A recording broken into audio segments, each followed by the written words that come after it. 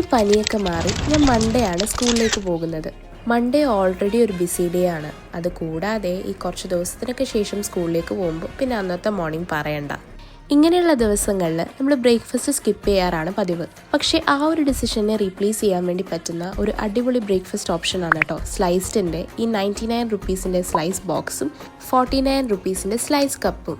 ഈ ഒരു സ്ലൈസ് കപ്പിലേക്ക് നോക്കിയാൽ തന്നെ അറിയാം ജസ്റ്റ് 49 റുപ്പീസിന് വർത്താവുന്ന രീതിയിൽ എന്തോരം വെറൈറ്റി ഓഫ് ഫ്രൂട്ട്സ് ആണ് അവർ തരുന്നതെന്ന്.